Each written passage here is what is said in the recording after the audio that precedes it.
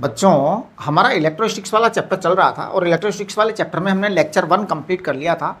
Now I am going for the lecture 2। देखिए lecture 2 में हम सबसे पहले कूलॉम्स लॉ की बात करेंगे और एक्चुअल में ये लेक्चर पूरा का पूरा कूलॉम्स लॉ पर ही है, राइट। तो देखिए कूलॉम्स लॉ बिल्कुल ग्रेविटेशनल लॉ की तरह है, जैसे लॉ ऑफ ग्रेविटेशन था बिल्कुल वैसा का वैसा कूलॉम्स लॉ है। देखिए मैं क्या लिख रहा हूँ, Coulomb's law,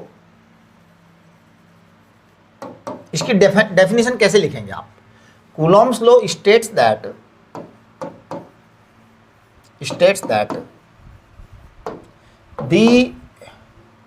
the force of attraction or repulsion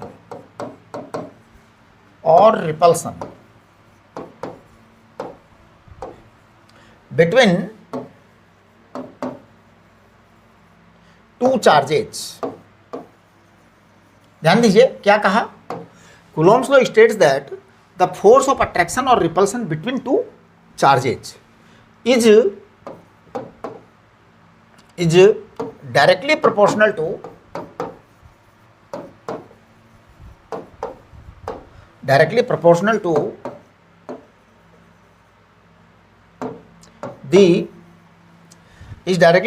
to the product of two charges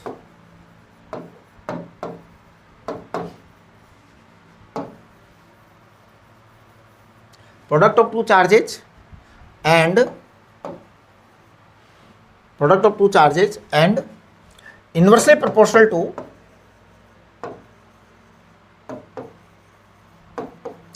proportional to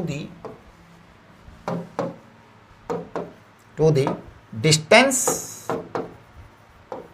between the charges,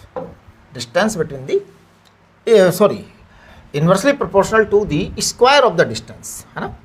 हाँ, inversely proportional to the square of the distance,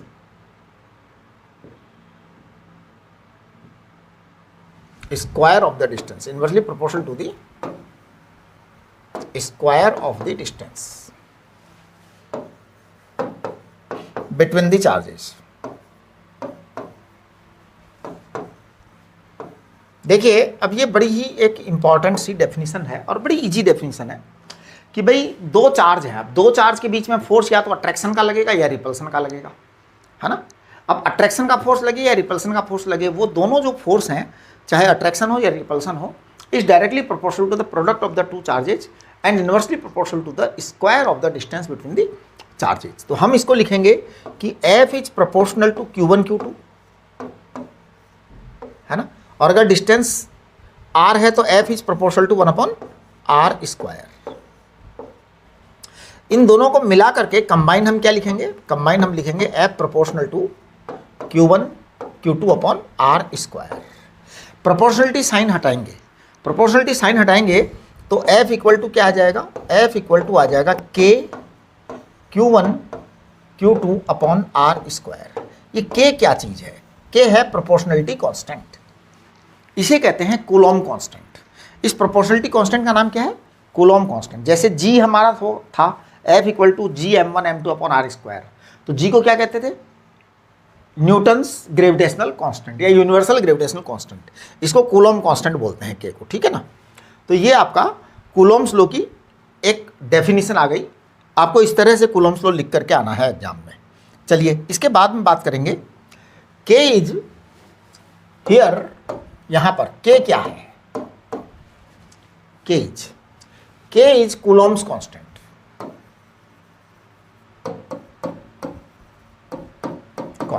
ठीक है।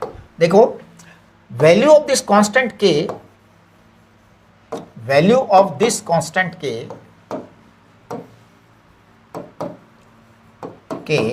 डिपेंड्स अपॉन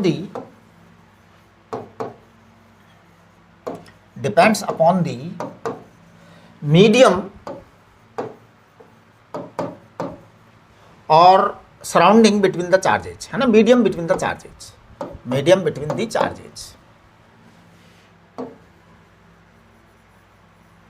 ठीक है ना। ये K आपका उस पर डिपेंड करेगा, मीडियम के ऊपर। अगर मान लीजिए वैक्यूम या एयर है ना, तो इन प्रेजेंस ऑफ वैक्यूम और एयर, अगर वैक्यूम है और एयर है ना, तो आपका जो के आएगा ये के होता है 1/4πε0। अब सवाल ये उठता है कि ये के 1/4πε0 क्यों बनाया गया, कैसे बन गया ये?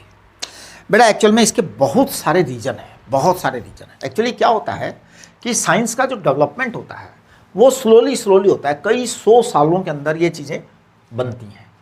अब हुआ क्या कि जैसे साइंटिस्ट ने पहले है ना चार्जेज का पता लगा लिया, फोर्स की डेफिनेशन पहले दे दी, न्यूटन वगैरह का फोर्स का डेफिनेशन पहले आ गया, ये सब बहुत बाद में आया। अब क्या हुआ कि दो चार्जेज के बीच में फोर्स को बैलेंस करने के लिए, उसकी यूनिटरी बैलेंसिंग के लिए ऐसा किया गया कि जिसे यूनिटरी बैलेंसिंग आ जाए और यूनिट जो है वो सही आ जाए, इसके लिए ऐसा किया गया। एप्सिलॉन नॉट क्या है? एप्सिलॉन नॉट को कहते हैं electrical permittivity of the free space. Electrical permittivity of the free space.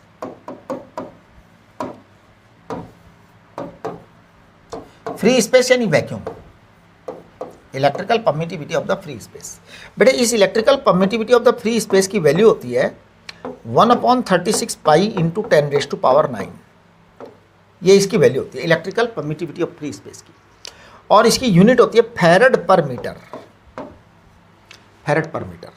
अच्छा, अब सवाल ये उठता है कि ये यूनिट कैसे बनी, क्या लॉजिक है इसके पीछे का, ये फैरड पर मीटर क्या चीज़ है? देखिए ये फैरड और फैराडे में अंतर है। हमने जो पिछले लेक्चर में फैराडे किया था वो चार्ज का यूनिट था, ये फैरड है। आप ध्यान दीजिए दोनों चीज़ों में, मैं इसको थोड़ा उसमें लिख देता हूँ, फैरड पर मीटर, है ना। एक होता है फैराडे और एक होता है फैरड। फैराडे चार्ज की यूनिट है, ये फैरड है और ये यूनिट कैपेसिटेंस की होती है, ये मैं आपको बताऊंगा बाद में।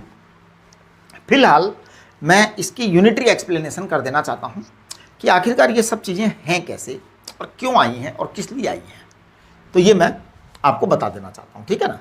तो देखिए इसकी अगर आप मैथमेटिकल वैल्यू लेंगे तो ये 8.85 इंटू 10⁻⁻12 फैरड पर मीटर आएगी। बेटा फैरड को कैपिटल एफ लिखेंगे, अगर सिंगल एफ लिखेंगे तो फैरड को कैपिटल एफ लिखेंगे, राइट। ये फैरड पर मीटर आया। अब देखो इसकी यूनिटरी एक्सप्लेनेशन जो है ना वो मैं आपको करके बताता हूँ कि ये है क्या, आखिरकार कैसे आया, और ये जानना बहुत ज़रूरी है। तो देखिए मैं एकदम शुरू से लेता हूँ। आपका जो फोर्स वाला फॉर्मूला है उसको लिख दे रहा हूँ मैं के Q1 Q2/r²। बेटा इसको मैं के की जगह यहाँ लिख रहा हूँ 1/4πε0 Q1 Q2/r², राइट। हमें एप्सिलॉन नॉट चाहिए, एप्सिलॉन नॉट की यूनिट चाहिए एक्चुअल में। तो देखिए एप्सिलॉन नॉट हमने आपको बता दिया, और एप्सिलॉन नॉट मैंने बताया 1/36 पाई इंटू 10⁻⁹9 फैरड पर मीटर, और फिर इसको लिख दिया 8.85 इंटू 10⁻⁻12 फैरड पर मीटर। यहाँ तक कोई प्रॉब्लम नहीं हुई है ना।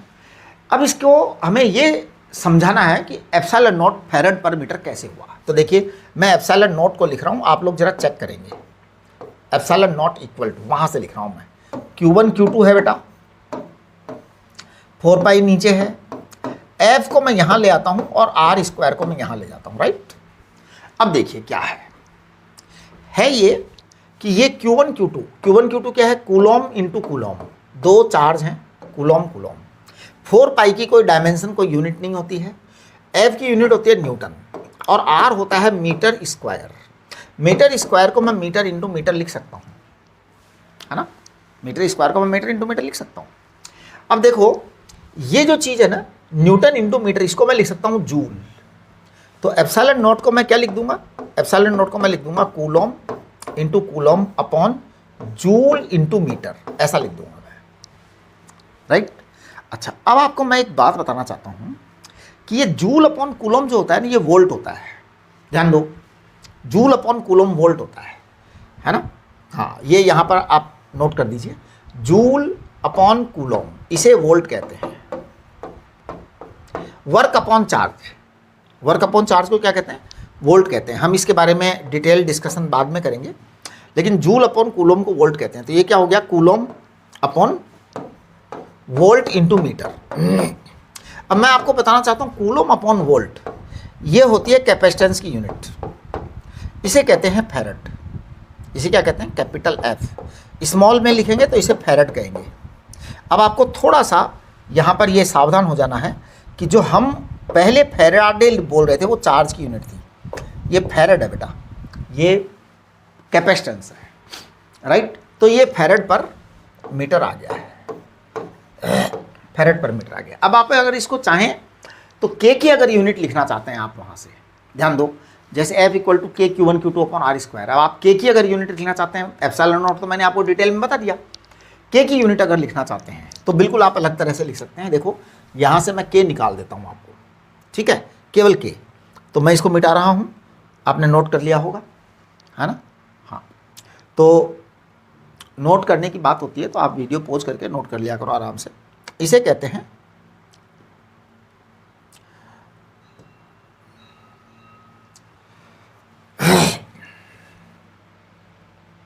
F बराबर अपना था के Q1 Q2 upon R square. अगर वैक्यूम की बात कर रहे हैं आप, है ना, तो इन वैक्यूम और एयर, इन वैक्यूम और एयर की अगर बात करते हैं आप, बाकी चीज़ें तो हम फिर अलग करेंगे, वैक्यूम और एयर की अगर अपन बात कर रहे हैं तो बेटा मैं इसको लिख दूंगा के वैक्यूम, V माने vacuum, Q1 Q2 upon R square. अब आप देखिए के वैक्यूम को क्या लिखूंगा मैं? के वैक्यूम को मैं लिखूंगा F R square upon Q1 Q2। अब देखिए के वैक्यूम आपके पास में क्या बन गया है? के वैक्यूम आपके पास में बन गया है F R square upon Q1 Q2, है ना। F आपका न्यूटन है, R स्क्वायर आपका मीटर स्क्वायर है ना, R स्क्वायर आपका मीटर स्क्वायर है, और Q1 Q2 आपका कूलॉम स्क्वायर है। ये आपका न्यूटन मीटर स्क्वायर पर कूलॉम स्क्वायर आ गया, देखो ये चीज़, है ना। अच्छा, अब इसकी वैल्यू कितनी आएगी? तो देखिए के वी, हमने वैक्यूम वाले के की यूनिट बताई, के की वैल्यू बताई 4 पाई एप्सिलॉन नॉट। बेटे ये 1/4 पाई एप्सिलॉन नॉट मैंने आपको बताया, राइट। अब यहाँ पर जो है 1/4 पाई एप्सिलॉन नॉट को लिखेंगे 1/36 पाई इंटू 10⁹9। जब आप ऐसा करेंगे तो ये आ जाएगा 9 इंटू 10⁹9। ये आपका न्यूटन मीटर स्क्वायर पर कूलॉम स्क्वायर, ये आपकी यूनिट आएगी। अब एक बात ये उठता है कि सर ये जो आपने ऐसे किया, हमें इसकी आवश्यकता क्या पड़ गई? एक्चुअल में समस्या पता है कहाँ है? समस्या पुरानी है, समस्या सैकड़ों सालों के अंदर डेवलप हुई है। वो क्या हुई है कि फोर्स की डेफिनेशन पहले आ गई, कूलॉम की डेफिनेशन बाद में आई, फिर दो चार्जेज के बीच में फोर्सेज की डेफिनेशन बाद में आई। अब ये सब चीज़ों को अरेंज करने के लिए, इन सब चीज़ों को मैनेज करने के लिए, ये यूनिटरी बैलेंसिंग के लिए ये चीज़ें डाली गई हैं यहाँ पे, है ना, कि भाई ये, अब देखो मटेरियल का इफेक्ट अलग होता है ना, लेकिन जब कोई मटेरियल ही नहीं है तो मटेरियल का इफेक्ट कहाँ से आएगा? ये वैक्यूम की बात कर रहे हैं हम, तो अभी कोई मटेरियल की बात कर ही नहीं रहे, है ना। तो ये सब केवल यूनिट के एडजस्टमेंट के लिए डाला गया है कि उसके बाद में आपका जो फोर्स की कैलकुलेशन आएगी वो एग्जैक्ट वो आएगी जो होती है। जैसे अगर मान लो हम एक एक कूलॉम के 2 चार्ज लेवें और उनको 1 मीटर दूर रख देवें, तो उनमें कितना फोर्स आएगा ये हमें सोचना है 1 मिनट के लिए, है ना। तो मैं क्या कर रहा हूँ, एक छोटी सी कैलकुलेशन कर रहा हूँ आपके सामने, और वो कैलकुलेशन ये कर रहा हूँ कि अगर एक एक कूलॉम के 2 चार्ज हम रख दें, 1 कूलॉम और 1 कूलॉम, 2 चार्ज रख दिए, 1 मीटर दूर है बेटा, 1 मीटर दूर है, तो उनके बीच में जो फोर्स आता है वो आता है के vacuum Q1 Q2 upon R square, ये फॉर्मूला है, राइट। अब देखिए F आएगा उसमें 9 इंटू 10⁹9, और Q1 Q2 कितना है? Q1 Q2 है 1 coulomb into 1 coulomb upon metre square, ये आ गया। ये आपके पास में फोर्स आएगा, और ये 9 इंटू 10⁹9 न्यूटन आ जाएगा फोर्स का। एक्चुअल में क्या हुआ, साइंटिस्ट ने जब 1 कूलॉम और 1 कूलॉम के बीच में फोर्स कैलकुलेट किया 1 मीटर का, 1 मीटर डिस्टेंस का, तो इतना ही फोर्स आया। अब उनके सामने समस्या ये हो गई कि भाई चार्ज 1 कूलॉम हो गया, ये चार्ज 1 कूलॉम हो गया, डिस्टेंस 1 मीटर हो गई, अब फोर्स आ गया 9 इंटू 10⁹9 न्यूटन। अब इस फोर्स को मैनेज कैसे करें, किस तरह से फॉर्मूले में बता करके और पब्लिक को बताया जाए, कॉमन पब्लिक को बताया जाए। साइंटिस्ट को बताना बड़ा आसान होता है, लेकिन कॉमन पब्लिक को वही बात बताना बड़ा मुश्किल होता है ना। तो ये कॉमन पब्लिक को बताने के लिए ये सब चीज़ें की कि भाई आप लोग ये जान लीजिए कि ऐसा ही होता है। Correct.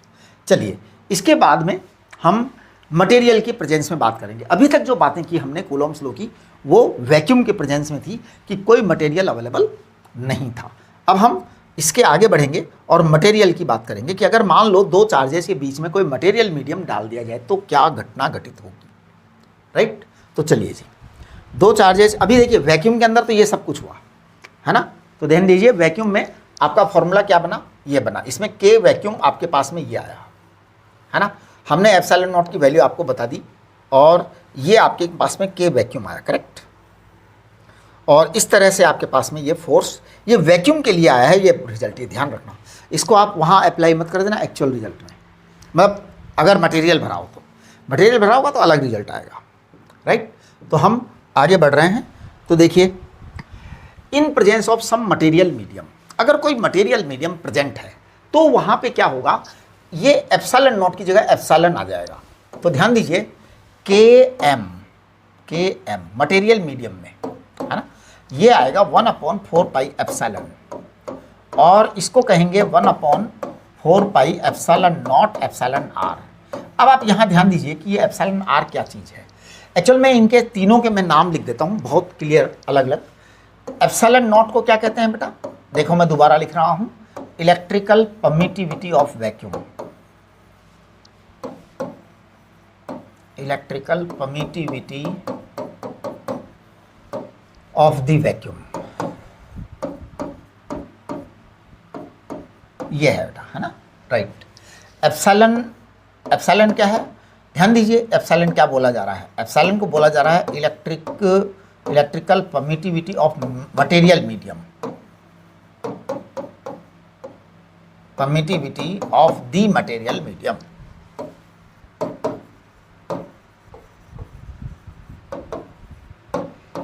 Electrical permittivity of the material medium, ठीक है। और एप्सिलॉन आर क्या चीज है, एप्सिलॉन आर है epsilon upon epsilon naught, epsilon R है एप्सिलॉन अपॉन एप्सिलॉन नॉट। इसे कहते हैं रिलेटिव परमिटिविटी।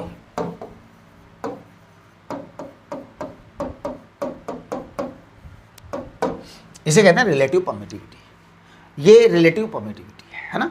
और इसकी कोई यूनिट डायमेंशन वगैरह नहीं होती, no unit no dimension, no unit no dimension. Dimension आप बाकी उसकी तो निकाल ही सकते हैं ना, एप्सिलॉन नॉट की डायमेंशन निकाल सकते हैं आप, no dimension.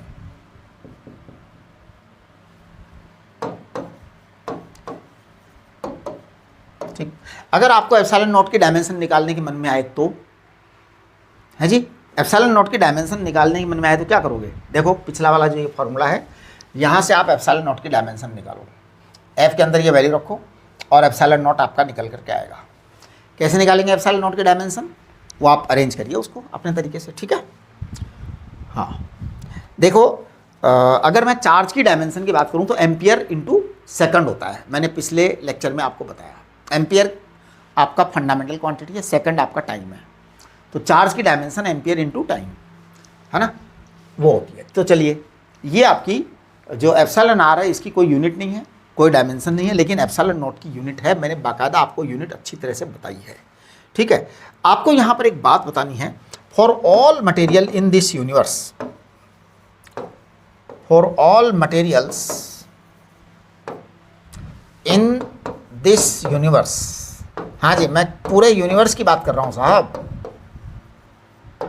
Epsilon R is always greater than 1। ऐसा एक भी मटेरियल नहीं है जिसके लिए एप्सिलॉन आर की वैल्यू 1 से कम हो, वो हमेशा 1 से ज़्यादा होती है एप्सिलॉन आर की वैल्यू, ठीक है। अब जब एप्सिलॉन आर की वैल्यू हमेशा 1 से ज़्यादा होती है तो देखिए आगे का क्या सीन है, तो मैं आगे का डिस्कस कर रहा हूँ कि हमने कहा F in presence of vacuum and F in presence of medium, दोनों लिख रहा हूँ मैं यहाँ पे बेटा। अगर वैक्यूम होता तो force in presence of vacuum होता K vacuum Q1 Q2 upon R square, right. K vacuum को हमने लिख दिया 1/4 pi epsilon naught Q1 Q2 upon R square, ऐसा लिख दिया बेटा।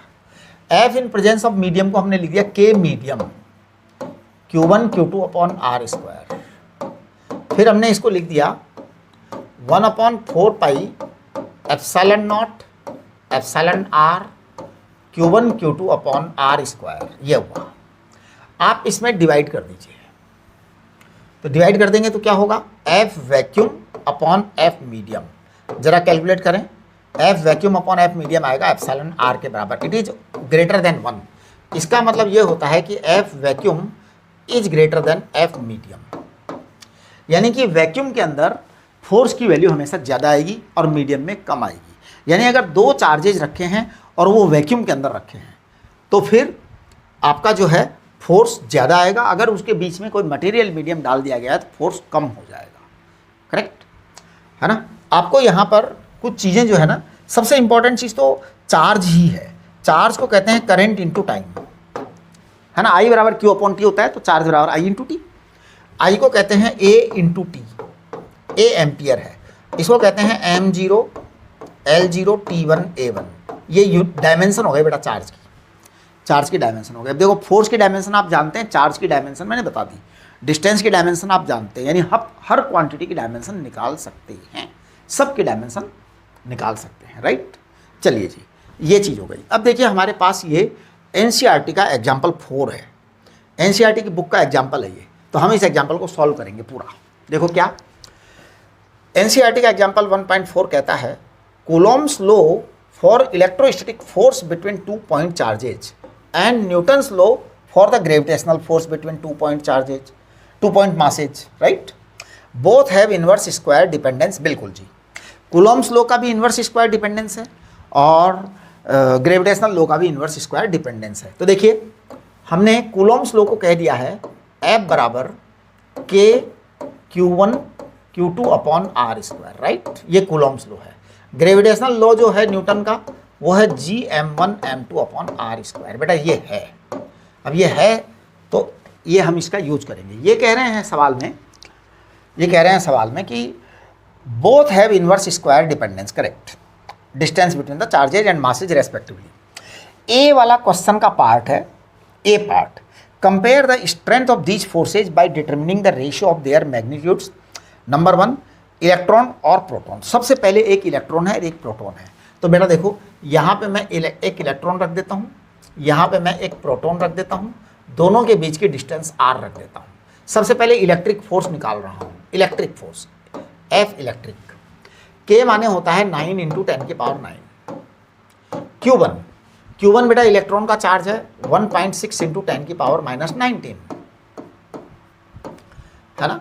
प्रोटॉन का चार्ज भी यही है, प्रोटॉन का चार्ज भी यही है 1.6 × 10⁻⁻19। दोनों के चार्ज बराबर होते हैं, केवल अंतर क्या है, एक नेगेटिव है एक पॉजिटिव है, अलग अलग चार्जेस नहीं है, राइट।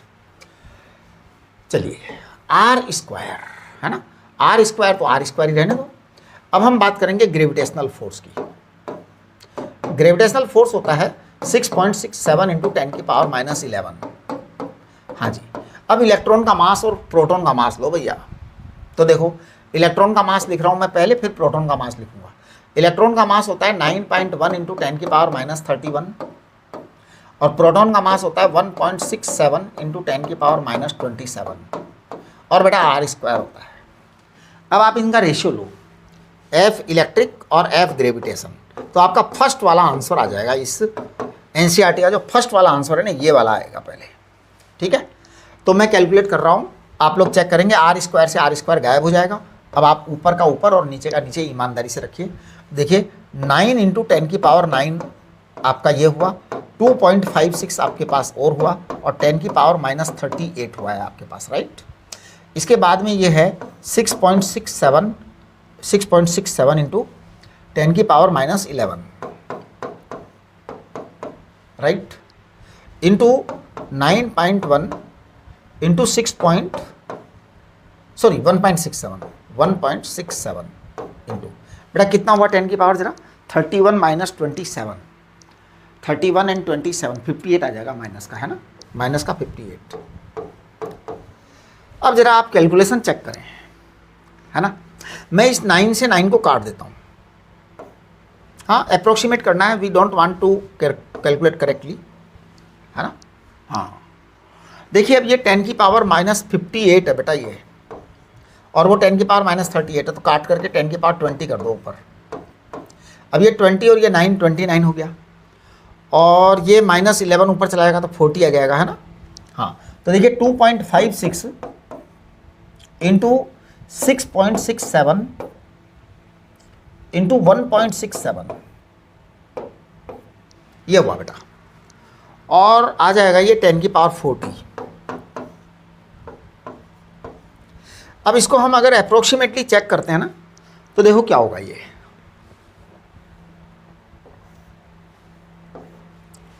ये थोड़ा सा ज़्यादा हो जाएगा 10, तो मेरे को अप्रोक्सीमेटली ये लग रहा है 2.5 या 2.4 के आसपास। मतलब I don't want to go in more details, है ना, मेरे को ज़्यादा डिटेल में जाने की इच्छा नहीं हो रही है, लेकिन ये 2.4 मान लेते हैं, ऐसे ही मान लेते हैं, थोड़ा सा ज़्यादा कम करके 2.4 इंटू 10⁻39 आएगा। देखिए सबसे इंपॉर्टेंट चीज़ है पावर, 10 की पावर नहीं बिगड़नी चाहिए।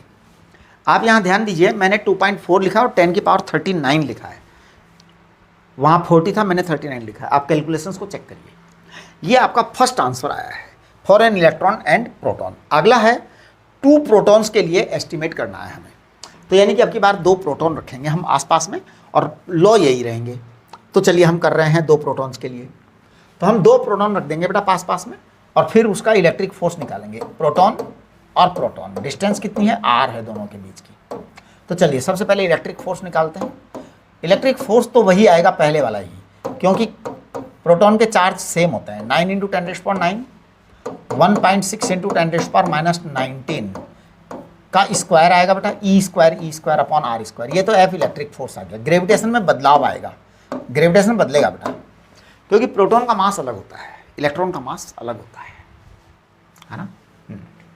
तो देखिए ग्रेविटेशन का फोर्स 6.67 इंटू 10 की पावर -11, मास प्रोटॉन का है 1.67 इंटू 10 की पावर -27 का स्क्वायर। 2 प्रोटॉन है तो अब की बार में सीधे स्क्वायर ही लिख दो, है ना।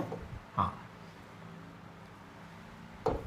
राइट, अपॉन आर स्क्वायर, ये आपके पास आ गया। आपको रेशियो निकालना है इलेक्ट्रिक फोर्स का और ग्रेविटेशनल फोर्स का, तो ये लीजिए F इलेक्ट्रिक फोर्स और F ग्रेविटेशन फोर्स। रेशियो निकालो जल्दी। जब आप रेशियो निकालेंगे तो आर स्क्वायर से आर स्क्वायर कैंसिल हो जाएगा।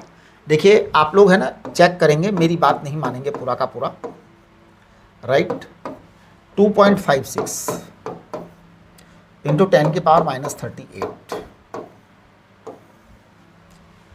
6.67 इंटू 10 की पावर -11 इंटू 1.67 को अपन मल्टीप्लाई करेंगे 2 बार, तो 2.56 तो 1.6 का स्क्वायर आता है, लेकिन ये 1.67 है, इसका मतलब ये 2.75 मान लेते हैं हम अप्रोक्सीमेटली, है ना।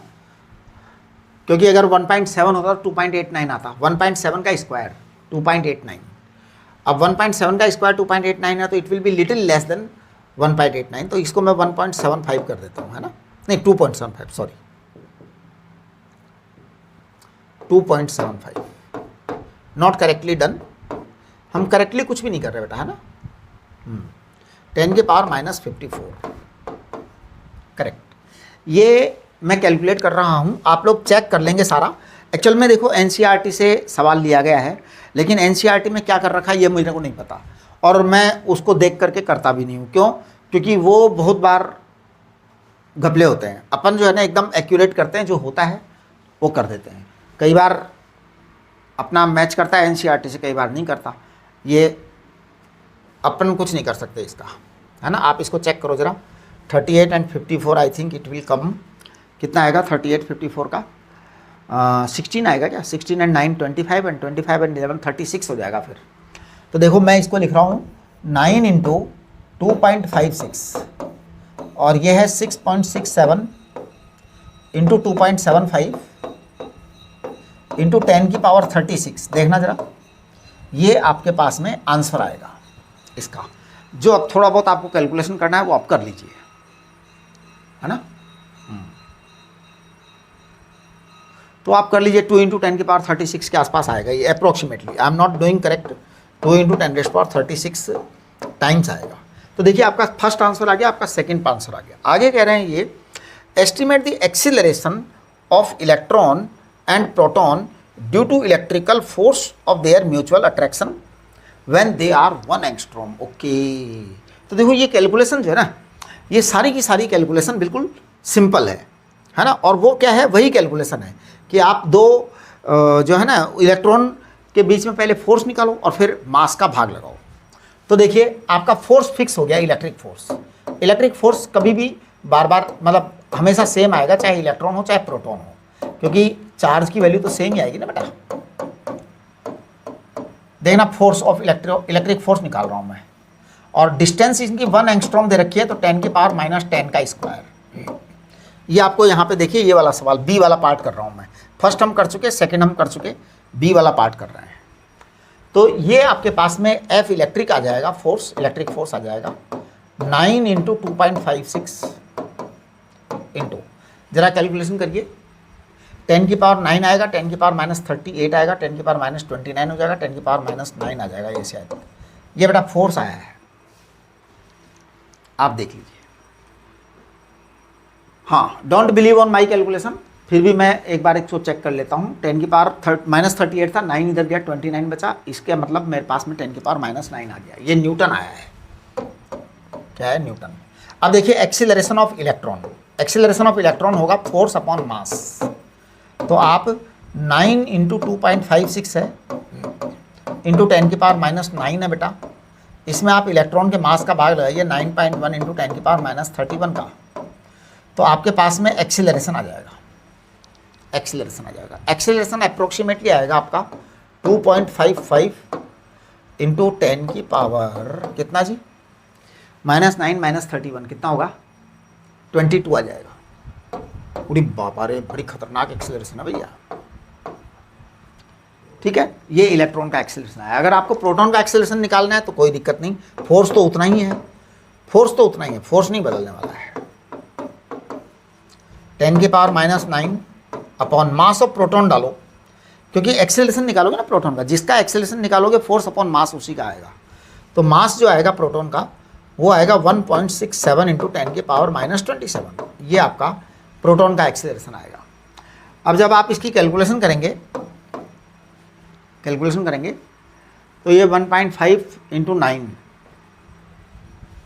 मेरे को लग रहा है, इसको 1.5 लिख देता हूँ और इसको 9 लिख देता हूँ। 9 लिख दूंगा तो 1.5 को 9 से करेंगे 13.5 आएगा, है ना। 13.5 × 10 की पावर 18। आप लोग इस बात पे ध्यान दीजिए, मैं ये कैलकुलेशन कोई भी सही नहीं कर रहा हूँ, यानी मेरी वैल्यूज हो सकता है आपकी बुक की वैल्यूज से ना मिले। तो बुक की वैल्यूज से ना मिले तो इसका मतलब है कि मेरी कैलकुलेशन में कुछ गड़बड़ है ना। तो आप करेक्शन कर लेना, क्योंकि मैं यहाँ पे कैलकुलेट करके नहीं लिख रहा हूँ, जो आएगा वो आएगा, राइट। ये आपका बी पार्ट हो गया। एनसीईआरटी का एग्जाम्पल 1.5 है, मैं चाहता हूँ ये आप अपने आप करें। ध्यान दीजिए, 1.5 के लिए मैंने क्या लिख रखा है, do your self, don't see solution, you can ask in classroom. यानी कि एग्जाम्पल 1.5 इतना सिंपल एग्जाम्पल है कि उसे मुझे कराने की ज़रूरत नहीं है, आप अपने आप ट्राई करें, सॉल्व करें, आपसे हो जाएगा। नहीं होता है तो आप मेरे से पूछ लेना फिर, है ना। हाँ चलिए, तो हम आगे बढ़ते हैं फिर।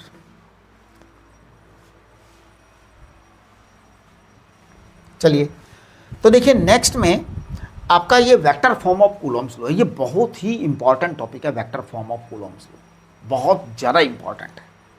तो देखिए vector form of Coulomb's law के बारे में मैं बात करूँगा।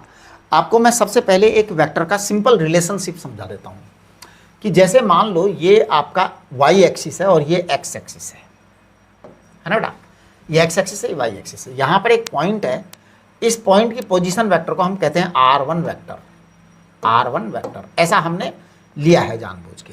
ये इस पॉइंट की पोजीशन वेक्टर है, इसे कहते हैं r2 वेक्टर, करेक्ट। अब देखो मैं यहाँ पर दो अलग अलग वेक्टर बनाना चाहता हूँ। एक ऐसा वेक्टर बनाऊंगा जिसकी डायरेक्शन 1 से 2 की तरफ है, डायरेक्शन 1 से 2 की तरफ। देखो r12 वेक्टर बना रहा हूं मैं, r12 वेक्टर, ये मैं आपको पहले समझा देना चाहता हूं। r12 वेक्टर बनाया है मैंने 1 से 2 की तरफ। ये पॉइंट नंबर 1 है, ये पॉइंट नंबर 2 है। मैंने जो वेक्टर बनाया है ये 1 से 2 की तरफ बनाया है, डायरेक्टेड। अब अगर आप इस ट्रायंगल को अच्छी तरह से देखें तो ट्रायंगल लॉ लगाइए आप 11th क्लास का वेक्टर वाला। तो देखो यहाँ पर देखने से मैं साफ साफ कह दे रहा हूँ R1 vector plus R12 vector बराबर R2 वेक्टर। इसका मतलब R12 वेक्टर जो आएगा वो होता है R2 vector minus R1 vector. ये आपका R12 वेक्टर की डायरेक्शन होती है। एक पॉइंट 1 से पॉइंट 2 की तरफ की डायरेक्शन ये होती है। अगर आपने ध्यान दिया हो तो मैंने आपको 11th क्लास में वेक्टर पढ़ाया था, तो मैंने बताया था A vector A B vector. A B vector मैंने बताया था B vector minus A vector, ये आपको बताया था हमने A B vector B minus A बताया था। आज वही बता रहे हैं 1 से 2 की तरफ का मतलब 2 माइनस 1 आएगा। करेक्ट। चलिए अब देखो हम कूलॉम का लॉ जो है ना वेक्टर लॉ, उसको वेक्टर फॉर्म में लिखेंगे। अभी मेरे पास में यहाँ पर एक डायग्राम बना हुआ है जिसमें एक चार्ज Q1 है और एक चार्ज Q2 है। थोड़ी देर के लिए मान लेते हैं कि दोनों पॉजिटिव हैं, मान लेते हैं कि दोनों पॉजिटिव हैं, तो हम दोनों के कारण फोर्स निकालेंगे। एक तो फोर्स ऑन चार्ज 1 और एक निकालेंगे फोर्स ऑन चार्ज 2। तो देखिए सबसे पहले मैं बात कर रहा हूँ F1 वेक्टर, इसको आप समझने की कोशिश करेंगे। F1 वेक्टर, F1 वेक्टर का मतलब है फोर्स ऑन चार्ज Q1। देखो बेटा अब Q1 पर चार्ज देखो, Q1 पर फोर्स देखो। Q1 चार्ज यहाँ है ना, Q2 चार्ज यहाँ है। दोनों अगर पॉजिटिव हैं तो ये Q2 क्या करेगा, Q1 को रिपेल करेगा। अगर ऐसा है तो रिपेल करेगा ना, रिपेल करेगा। तो फोर्स ऑन Q1, इसको पता है मैं क्या बोलूँगा, इसको मैं बोलूँगा 1/4πε0। अगर वैक्यूम है तो वैक्यूम ही लेते हैं ज़्यादातर। देखो जब तक कुछ बोला नहीं गया है तब तक वैक्यूम लेते हैं, जब मटेरियल बोल दिया जाएगा तो मटेरियल ले लेंगे, है ना। वैक्यूम की बात करी गई है तो 4πε0 Q1 Q2, 1/4πε0 Q1 Q2। अब देखो Q1 Q2 upon R square, इस आर स्क्वायर को 1 से 2 की डिस्टेंस ले सकते हैं कि भैया आर स्क्वायर। अब देखिए फोर्स ऑन 1, फोर्स ऑन 1 की डायरेक्शन की तरह जी Q2 इस Q1 को रिपेल करेगा, तो 1 के ऊपर जो फोर्स लगने वाला है वो इस डायरेक्शन में लगने वाला है। 1 के ऊपर फोर्स इस डायरेक्शन में लगने वाला है, 1 के ऊपर फोर्स इस डायरेक्शन में लगने वाला है। इसका मतलब डायरेक्शन Q से 2 से 1 की तरफ है, 2 से 1 की तरफ डायरेक्शन है। तो इसको मैं कहूँगा R21 cap, R21 cap unit vector, R21 cap. अब ये R21 कैप है ना बेटा, इसको हम कैसे कैसे लिख सकते हैं। देखिए F1 वेक्टर, एक बार मैं इसको दोबारा लिखता हूँ। F1 vector force on 1 charge, force on 1 charge. तो देखिए 1/4πε0 बेटे Q1 Q2 तो हो ही गया, R12 का स्क्वायर आ ही गया, वो तो रहेगा ही रहेगा, है ना। ओके अब ये R12 कैप क्या है, R12 कैप बताऊं क्या है। R12 कैप है R12 vector upon R21 vector है भैया। सॉरी उठी बाबा रे, गड़बड़ हो गई ये तो। ध्यान दीजिए ध्यान दीजिए, ये R21 वेक्टर है ना, तो इसको लिखेंगे R21 वेक्टर अपॉन R12 लिखो, R21 लिखो। आप अगर जब स्केलर क्वांटिटी लिखते हैं तो कोई प्रॉब्लम नहीं है, स्केलर में तो डायरेक्शन होती ही नहीं है। तो 1 2 अभी हमने ये इसमें ये जो चीज़ है ना, ये स्केलर है, ये स्केलर है, डिस्टेंस है ना, डिस्टेंस है तो स्केलर है। या आप चाहो तो इसको आप ऐसा लिख सकते हो, अगर आप लिखना चाहते हैं तो, कि R21 ही रहने दो इसको, लेकिन इसको मैग्नीट्यूड लिख दो आप ऐसा। अब ये कैप आ जाएगा, यूनिट वेक्टर की डेफिनेशन होती है ना वेक्टर अपॉन मैग्नीट्यूड, ठीक है। तो आपके पास F1 वेक्टर आ रहा है, F1 वेक्टर, F1 वेक्टर है 1/4πε0 और आपका आ जाएगा Q1 Q2 upon R12 square, R12 cube लिख दो अब तो क्यूब ही लिख दो, हाँ अब तो क्यूब ही लिख दो, है ना। हाँ अब देखो बेटा यहाँ पर आपका आ जाएगा R2 वेक्टर, सॉरी 2 से 1 की तरफ है ना डायरेक्शन, हाँ 2 से 1 की तरफ है डायरेक्शन। तो यहाँ आएगा आपका R1 vector minus R2 vector, क्योंकि ये 2 से 1 की तरफ डायरेक्शन है इसलिए ऐसा हो रहा है, R1 vector minus R2 vector.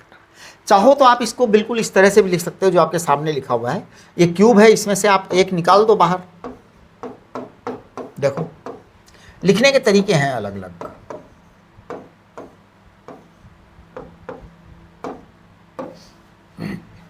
R1 vector minus R2 vector upon R1 vector minus R2 vector लिखो या जो भी लिखो, उससे कोई फर्क नहीं पड़ता, लेकिन ये यहाँ मैग्नीट्यूड है, ये ध्यान रखना आप। ऊपर वाला मैग्नीट्यूड नहीं है, नीचे वाला मैग्नीट्यूड है, राइट। ये चीज़ आपको मैंने बता दी। अब मैं आपको यहाँ एक बहुत खास बात बताना चाहता हूँ, बहुत ही जोरदार बात है। वो बात ये है कि यही चीज़ NCERT में उल्टी लिखी गई है। हालांकि देखो, अगर मान लो कोई रिप्रेजेंटेशन उल्टा देना चाहता है तो रोक नहीं सकता कोई। यानी कि अगर NCERT वालों ने रिप्रेजेंटेशन उल्टा लिया है तो ठीक है, उन्होंने अपना मेंशन कर दिया है रिप्रेजेंटेशन में, NCERT में ये उल्टा दे रखा है, but that is not a proper thing. और वो किसी भी इंटरनेशनल लेवल पर वो चीज़ चलती नहीं है, मतलब वो चीज़ अच्छी बात तो नहीं ही है ना। अब अगर हम NCERT के हिसाब से पढ़ने लग गए ना, तो आपके JEE मेन JEE एडवांस सारा रह जाना है, क्योंकि वेक्टर का जो कंसेप्ट है वो आपको मैंने पहले बताया था। पहले आपने ध्यान दिया होगा, मैंने वेक्टर निकाल करके बताया था आपको, उसके बाद में ये सब किया है। इसी तरीके से अगर F2 की बात करेंगे तो F2 की बात मेरे को करने की ज़रूरत ही नहीं है। मैं यहाँ पे 1 की जगह क्या लिख दूंगा, 2 लिख दूंगा। 1 की जगह क्या लिख दूंगा, 2। फिर यहाँ क्या लिख दूंगा, 2। अब यहाँ पे ये जो डायरेक्शन है ना, इसको बस उल्टा कर दूंगा मैं। इसको क्या कर दूंगा, उल्टा कर दूंगा। आप लोग करिए, उल्टा करिए डायरेक्शन, क्योंकि 2 पर जो फोर्स लगेगा तो 2 पर रिपल्सन इधर लगेगा, उसकी डायरेक्शन 1 से 2 की तरफ होगी। उसकी डायरेक्शन किधर होगी, 1 से 2 की तरफ होगी। फिर बस आपके ये सारे जो है ना, ये बदल जाएंगे। मैं इसका ज़रा एक अलग कलर लेकर के बताता हूँ आपको कि ये ले लेते हैं अपन, ये वाला रेड कलर ले लेते हैं। तो देखो यहाँ पे मैं 2 लिख रहा हूँ और यहाँ पे मैं 1 2 लिख दूंगा, 1 2, है ना। और यहाँ पर फिर मैं 2 - 1 लिखूँगा, यहाँ पर मैं 2 - 1 लिखूँगा, तो आपका F2 आ जाएगा, है ना। इसको तो कुछ भी करने की जरूरत नहीं, क्योंकि ये तो मैग्नीट्यूड है। ध्यान दीजिए, मैग्नीट्यूड में तो आप 1 लिखो, -2 लिखो, 2 - 1 लिखो, कुछ फ़र्क नहीं पड़ने वाला। लेकिन वेक्टर में फ़र्क पड़ने वाला है। वेक्टर में आपको यहाँ पे ठीक से ही रखना पड़ेगा, डायरेक्शन सेट करनी पड़ेगी। NCERT वालों की मर्जी नहीं चलती है ना। NCERT वालों का वेक्टर का डायरेक्शन बिगड़ा हुआ है, ठीक है। वो मैंने बुक देख ली और that is not acceptable at all, बिल्कुल एक्सेप्टेबल नहीं है ना। वो तो एकदम रिडिकुलस ही बात है, उसका कोई बात ही नहीं है, हम करेंगे नहीं उस बारे में बात, ठीक है। तो ये आपका वेक्टर लॉ हो गया, vector form of Coulomb's law हो गया। आपको इसी तरीके से वहाँ पे अगर मान लो पूछा जाता है तो रिप्रेजेंट करके आना है, ठीक है। चलिए नेक्स्ट में principle of superposition. Principle of superposition कुछ नहीं है, ये बिल्कुल वही प्रिंसिपल है जो हमारा पहले सुपरपोजिशन प्रिंसिपल पढ़ाते थे, ऐड करना सबको। तो देखिए प्रिंसिपल ऑफ सुपरपोजिशन क्या है कि अगर मान लो कोई चार्ज है, उस पर बहुत सारे चार्जेज का इन्फ्लुएंस आ रहा है, बहुत सारे चार्जेज का फोर्स आ रहा है, तो हम क्या करेंगे, उस चार्ज पर लगने वाला नेट फोर्स सभी फोर्सेज के वेक्टर सम के बराबर होगा, है ना। तो ये प्रिंसिपल ऑफ सुपरपोजिशन है और पूछा जाता है आपके एग्जाम के अंदर कि what is the principle of superposition for the electrostatic forces. तो इलेक्ट्रोस्टैटिक फोर्सेज के लिए प्रिंसिपल ऑफ सुपरपोजिशन आपको ये बताना पड़ता है, कुछ नहीं, केवल आपको बताना है, कोई इसमें खास दमदार बात है नहीं। तो देखिए प्रिंसिपल ऑफ सुपरपोजिशन जो है ना, इसको अपन कैसे लिखेंगे, if any charge Q0 is under the influence of many charges Q1, Q2, Q3, Qn, then total force acting on Q0 is equal to the vector sum of the forces caused by individual charges। तो देखो अगर मान लो मेरे पास यहाँ Q0 रखा हुआ है, अब यहाँ पर Q1 फोर्स है, यहाँ पर Q2 है, यहाँ पर Q3 है, यहाँ पर Qn है, सब फोर्सेज के कारण Q0 पर फोर्स चाहिए। फोर्स किस पर चाहिए, Q0 पर। अब देखो एक बात सुनो, अगर ये फोर्स, ये चार्ज Q1 है और Q0 ये है, तो Q0 पर फोर्स किधर आएगा, अगर दोनों पॉजिटिव हैं तो भैया ये रिपेल करेगा, सिंपल सी बात है। डायरेक्शन किधर से, 1 से 0 की तरफ, 1 से 0 की तरफ। तो देखो F ऑन Q0 पर फोर्स निकाल रहा हूँ मैं सबके कारण। तो सबसे पहले मैं निकाल रहा हूँ K को आप K लिख दो या 1/4 पाई एप्सिलॉन नॉट लिख दो, एक ही बात है, कोई फर्क नहीं पड़ने वाला उससे, है ना। 1/4 पाई एप्सिलॉन नॉट, ठीक है बेटा। Q0 into Q1 upon are not से 1 तक की डिस्टेंस का स्क्वायर, और अब इसकी जो डायरेक्शन आएगी, ध्यान दीजिए, क्योंकि आपको 1 से क्यू नॉट की तरफ लेनी है डायरेक्शन, तो आप लिखेंगे R1 Q not cap, R1 Q not cap, ये लिखेंगे आप, करेक्ट है ना। फिर प्लस वही, फिर आप लिखेंगे Q not Q2 upon R2 का स्क्वायर, यहाँ पे लिखेंगे आप R2 से 0 का कैप, यानी आपकी डायरेक्शन जो है ना यहाँ से यहाँ तक ही आएगी, क्यू नॉट की तरफ से ही आएगी, सारी डायरेक्शंस इस तरह से आप लिखते चले जाएंगे। और फिर आप इसका कॉमन लेंगे 1/4πε0, क्यू नॉट आप कॉमन ले लीजिए, क्यू नॉट कॉमन ले लीजिए, बाकी आप अंदर रखेंगे पूरा का पूरा, और ये आएगा Q1 अपॉन R0 1 का square, R1 not cap, plus Q2 upon R0 2 का square and R2 not cap. इस तरह से आप लास्ट तक चलते चले जाएंगे, लास्ट तक चलते चले जाएंगे। आप चाहो तो इसको जो है ना सिग्मा फॉर्मेट में लिख सकते हो, जो आपका मैथमेटिक्स का फॉर्मेट है। मैथमेटिक्स में काफ़ी सारी सीरीज के आप जो है इस तरह के फॉर्मेट में आंसर देते होंगे, है ना। तो देखिए मैं बता रहा हूँ, F ऑन क्यू नॉट, इसको आप जो है वेक्टर फॉर्म में समेशन फॉर्म में लिख देंगे, तो ये है क्यू नॉट अपॉन 4πε0 तो है ही है, बाकी आप यहाँ समेशन लिखेंगे, और समेशन में आप लिख देंगे I equal to 1 to n, I equal to 1 to n, और फिर यहाँ लिखेंगे Q N R N naught cap upon R N naught square, ऐसा लिख देंगे, ठीक है। और इस तरह से आपका ये हो जाता है। मतलब अब एक्चुअल में ये लिखने का तरीका है, बाकी कुछ नहीं है। सुपरपोजिशन का मतलब है सारे फोर्सेज का टोटल कर देना, जो अभी हम बहुत सारे एग्जांपल्स करेंगे, बहुत सारे, तो उससे सारी चीज़ें समझ में आ जाएंगी। अब देखिए मेरे पास एक क्वेश्चन है, और मैं आपको ये क्वेश्चन बहुत ही आसान और मस्त क्वेश्चन है, समझाना चाहता हूँ। तो देखिए क्वेश्चन क्या है, इसको आप ज़रा देखने की कोशिश करें। ये क्वेश्चन है, in figure A particle 1 of charge Q1 and particle 2 of charge Q2 are fixed at position 0 and 8 centimetre. बेटा ये 0 है यहाँ पर, और ये 8 सेंटीमीटर है, यानी ये दो चार्ज यहाँ रखे हैं, एक ये और एक ये, करेक्ट। इनके बीच में फोर्सेज ये दे रखे हैं, यहाँ पे पॉजिटिव फोर्स है और यहाँ पर नेगेटिव फोर्स। अब देखो पॉजिटिव नेगेटिव फोर्स किसको कहेंगे, हमारा जो पॉजिटिव और नेगेटिव होता है इन जनरल, वो इधर वाला सारा पॉजिटिव होता है और इधर वाला सारा नेगेटिव होता है। ये हम लेकर चलते हैं, ये नेगेटिव, ये होता है हमारा कि उधर वाले फोर्स को हम पॉजिटिव लेते हैं, इधर वाले फोर्स को हम नेगेटिव लेते हैं। तो आप जरा सवाल को पढ़िए। In figure particle 1 of charge Q1 and particle 2 of charge Q2 are fixed in place on axis 8 centimetre apart, ठीक है। Particle 3 of charge plus 8 into 10 की पावर माइनस 19 कूलम, ध्यान दीजिए, प्लस 8 इंटू 10 की पावर माइनस 19 कूलम, यानी कि ये charge positive है। थर्ड चार्ज, तीसरा नंबर वाला चार्ज क्या है, पॉजिटिव है। ये जो तीसरा नंबर वाला चार्ज पॉजिटिव है ना, ये बड़ा इंपॉर्टेंट हो बन पड़ा है। Is to be placed on the line between particles 1 and 2। Figure B gives the plot force versus the coordinate x which is placed which particle 3 is placed, है ना। तो at which what are the sign of charge Q1 and Q2, the ratio Q2 upon Q1, A is positive and B is 9। ये answer दे रखा है। चलिए answer एक अलग चीज़ है, वो आंसर हम निकालेंगे। देखिए मैं इस सवाल को 1 by 1 कर रहा हूँ, एक बार आप मन लगा के सवाल को पढ़ लीजिए। पहले सबसे पहले सवाल पढ़ लो, है ना, पूरा एकदम ध्यान से पढ़ो, वीडियो पॉज कर दो और सवाल को पढ़ो, ठीक। अब जब ये वीडियो आप लोग सवाल पढ़िए, वीडियो पॉज करके मैं इसको कर रहा हूँ, तो ये आपका जो है 0 है x इक्वल टू, और ये यहाँ पे x इक्वल टू 8 है। एक बात यहाँ बड़ी साफ साफ नजर आ रही है कि 2 पर आकर के फोर्स 0 हो रहा है ना। इसका मतलब x इक्वल टू 2 पर फोर्स 0 हो रहा है साहब, कोई भी फोर्स नहीं लगेगा x इक्वल टू 2 पर।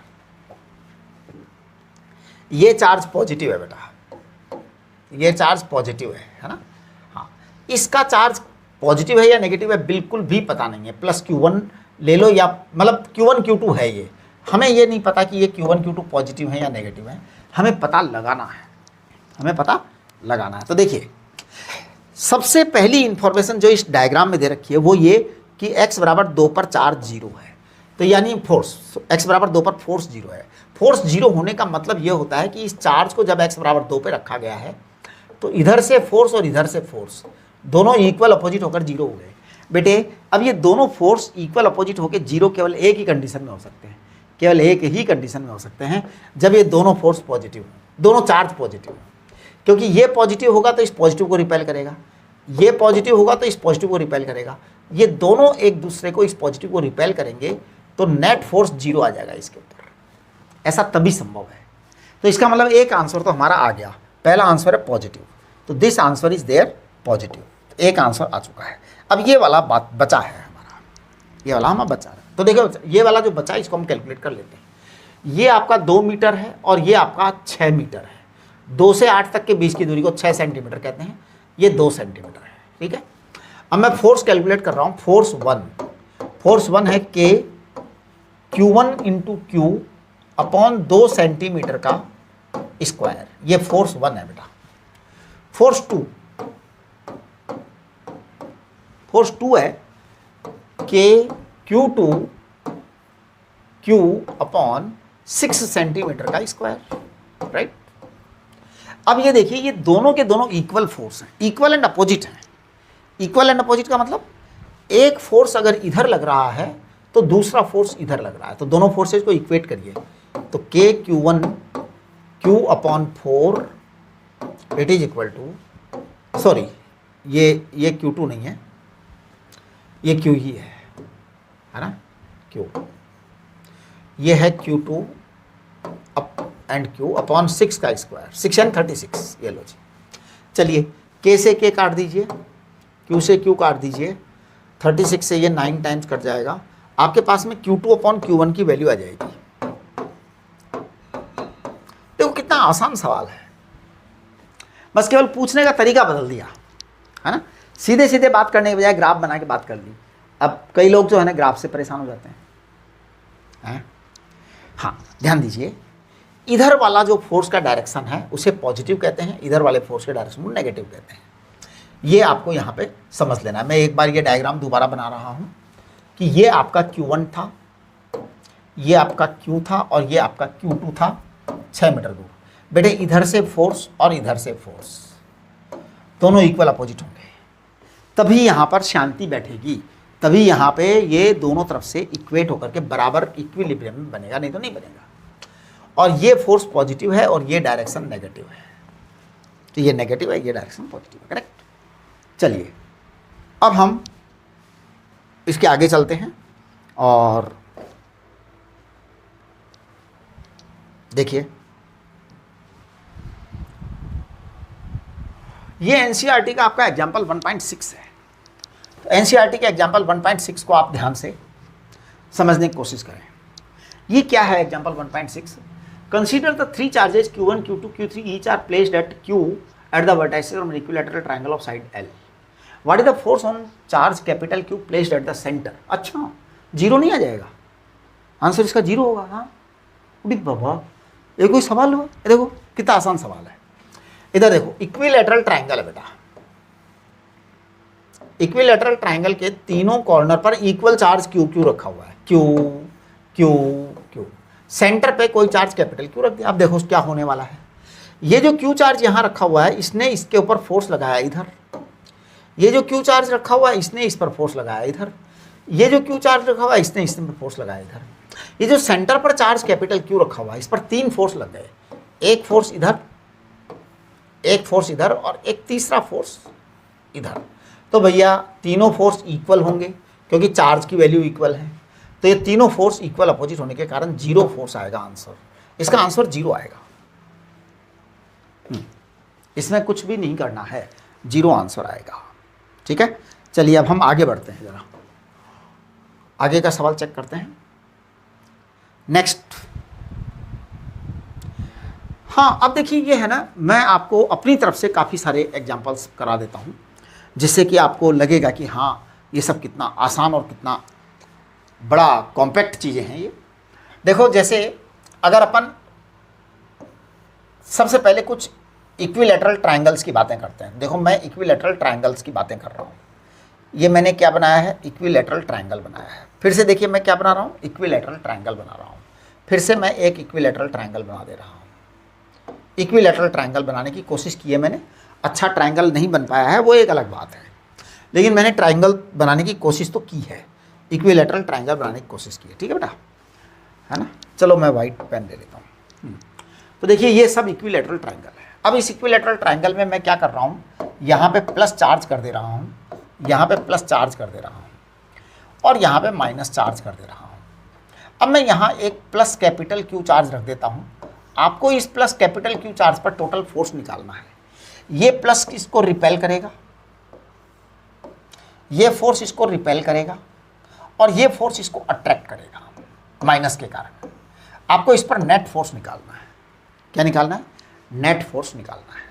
अगर मैं यहाँ पर माइनस क्यू चार्ज लिख दूँ, यहाँ पर माइनस क्यू चार्ज लिख दूँ और यहाँ पर माइनस 2Q लिख दूँ, माइनस 2Q लिख दूँ और यहाँ पर मैं प्लस कैपिटल क्यू चार्ज रख दूँ सेंट्रोइड पर, तो इस पर आपको नेट फोर्स निकालना है। क्या निकालना है, सेंट्रल चार्ज पर नेट फोर्स निकालना है आपको। ठीक है, फिर मैं यहाँ पर फोर्स लिख रहा हूँ, यहाँ लिख देता हूँ मैं प्लस क्यू चार्ज, यहाँ पर है प्लस क्यू चार्ज और यहाँ पर है प्लस 3Q चार्ज। आपको ये जो सेंटर पे चार्ज रखा हुआ है कैपिटल क्यू, इस पर नेट फोर्स निकालना है। ये एग्जाम्पल्स आपको घर से करने के लिए दिए हैं कि आपको अपने घर से ये सब करना है। ठीक है, और मैं क्लासरूम में डिस्कस करूँगा। I will discuss this things in classroom. फिलहाल ये अलग अलग सवाल है, जब आप इसको देखेंगे तो उसको नहीं देखेंगे। ये सब अलग अलग सवाल है बेटा, सबके बीच में लाइन ड्रॉ कर दो। हाँ, सब सवाल अलग अलग हैं, ये सवाल अलग है। देखिए इस क्वेश्चन में क्या है, इस क्वेश्चन में प्लस क्यू है, प्लस क्यू है, ये प्लस क्यू रिपेल करेंगे, वो माइनस क्यू अट्रैक्ट करेगा। यहाँ पे क्या हाल है, यहाँ पे ये प्लस क्यू इसको रिपेल करेगा, प्लस क्यू इसको रिपेल करेगा, ये प्लस 3Q भी रिपेल करेगा। आपको नेट फोर्स निकालना है इस वाले चार्ज पर। हर हालत में सेंट्रल चार्ज पे नेट फोर्स निकालना है। यहाँ पर भी आपको ऐसा ही करना है। इसके बाद में मैं यहाँ पे एक स्क्वायर ले रहा हूँ। आप एक स्क्वायर देखिए, सभी बच्चे मिल करके एक स्क्वायर देखें। Please look at the square. ये स्क्वायर है बेटा। अगर मैं इस स्क्वायर पर एक चार्ज यहाँ प्लस क्यू रख दूँ, यहाँ पे प्लस क्यू रख दूँ, यहाँ पे प्लस क्यू रख दूँ, यहाँ पे प्लस क्यू रख दूँ, अब सेंटर पे आप कुछ भी चार्ज रखिए, उस पर टोटल फोर्स 0 आएगा। टोटल फोर्स क्या आएगा, 0 आएगा। राइट, बिल्कुल 0 आएगा, पक्का 0 आएगा, है ना, क्योंकि चारों तरफ से फोर्स लगेगा और 0 आएगा। अब अगर मैं इस एक चार्ज को यहाँ से हटा दूँ तो हटा दिया। अब इस पर टोटल फोर्स कैलकुलेट करो कि कितना फोर्स है। जब चारों चार्ज रखे थे तो टोटल फोर्स कितना था, 0 था। अब हमने एक चार्ज हटा दिया तो फोर्स कितना होगा ये कैलकुलेट करना है। Correct, okay. एक सवाल ये हुआ, एक सवाल मैं और बना देता हूँ। ये आपका स्क्वायर है बेटा। स्क्वायर के सेंटर पे मैंने प्लस कैपिटल क्यू चार्ज रखा है। यहाँ पर मैंने प्लस क्यू चार्ज रख दिया, यहाँ मैंने प्लस क्यू चार्ज रख दिया, यहाँ मैंने प्लस क्यू चार्ज रख दिया, एक यहाँ मैं माइनस क्यू चार्ज रख देता हूँ। आप इनकी सबकी साइड्स को ए ले लेंगे। साइड सबकी क्या ले लेंगे, ए ए ए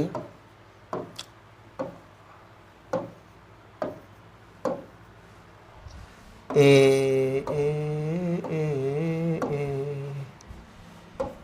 ए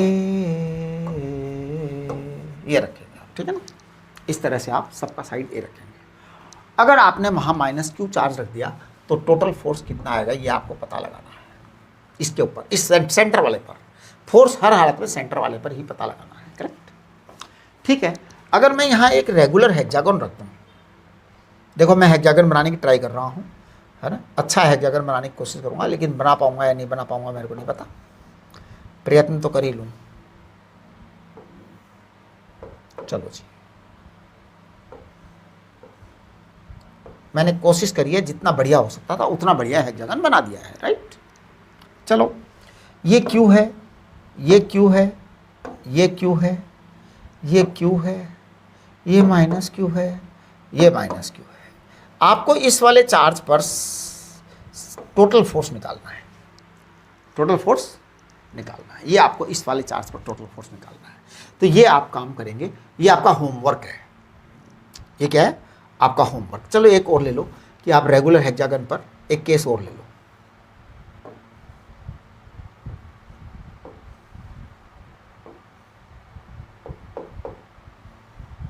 ध्यान दो, अगर ये प्लस क्यू है, ये आपका माइनस क्यू है, ये आपका माइनस क्यू है, और यहाँ पे माइनस 2q है, और यहाँ पे माइनस 2q है, ऐसा है। अब आप यहाँ पे प्लस क्यू चार्ज रखा हुआ है सेंट्रॉइड पर, आप इसके ऊपर नेट फोर्स निकालिए। तो सेंटर वाले चार्ज पर नेट फोर्स आपको निकालना है। ये आपका होमवर्क है, ठीक है। इसके बाद देखिए, चलिए एक मिनट ज़रा, हाँ, इसके बाद देखिए कि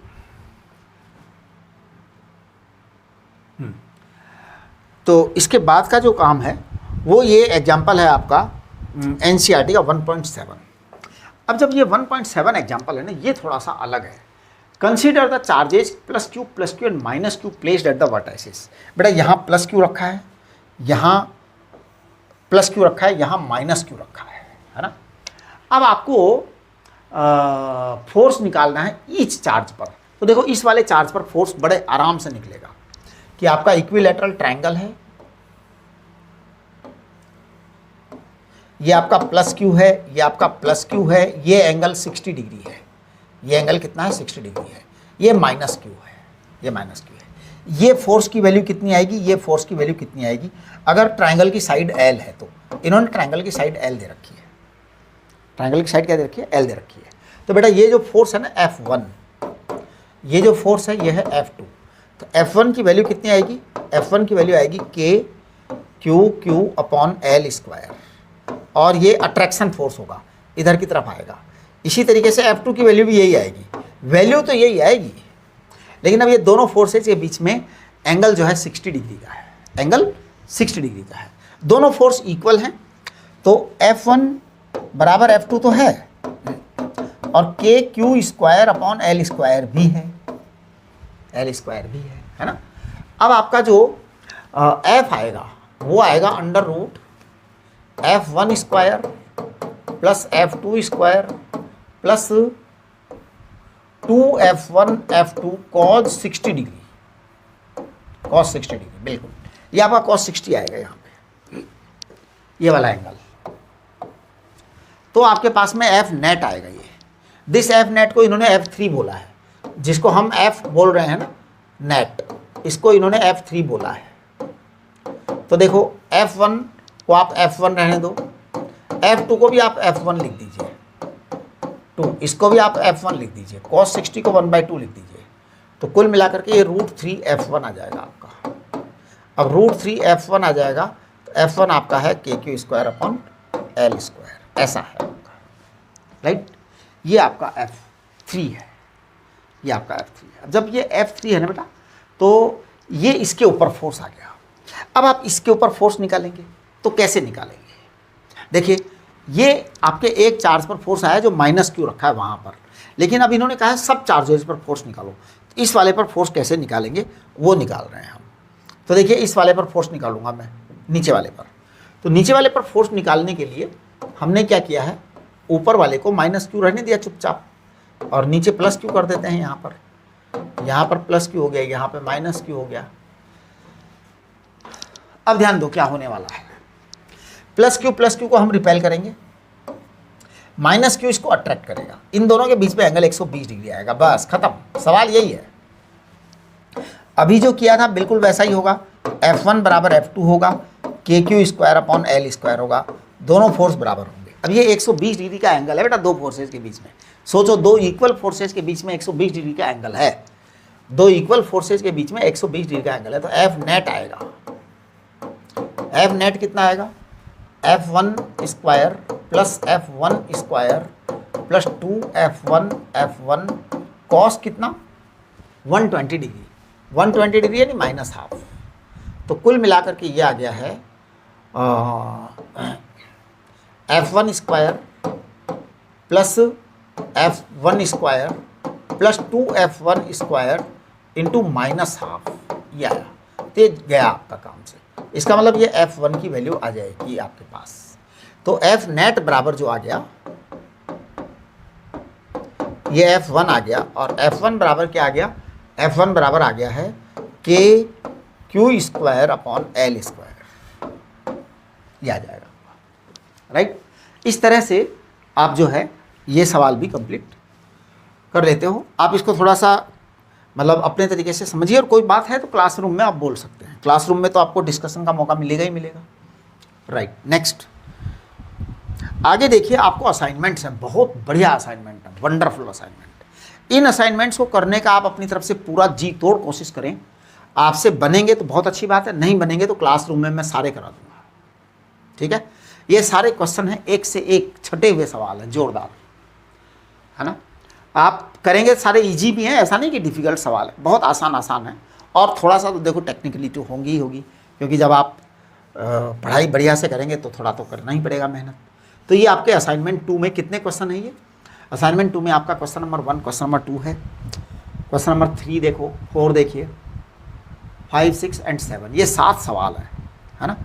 इसके बाद में ये यहाँ पे एक नोट लगा हुआ है, please read carefully NCERT 10 to 7। देखिए पिछले वाले चैप्टर में हमने 1 to 10 पेज की NCERT की थी, अब की बार हमने किया है, पिछला जो लेक्चर था उसमें पेज 1 से 10 तक किया था, अब ये 10 से 17 तक NCERT की है हमने।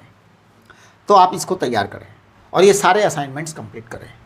कितने हैं ये क्वेश्चन टोटल, 8 क्वेश्चन है, 8 क्वेश्चन है, तो ये 8 क्वेश्चन आप कंप्लीट करें असाइनमेंट 2 के। दिस इज योर लेक्चर 2, और दोनों लेक्चर आप तैयार करें, उसके बाद में हम लेक्चर 3 देंगे आपको, राइट। नमस्ते।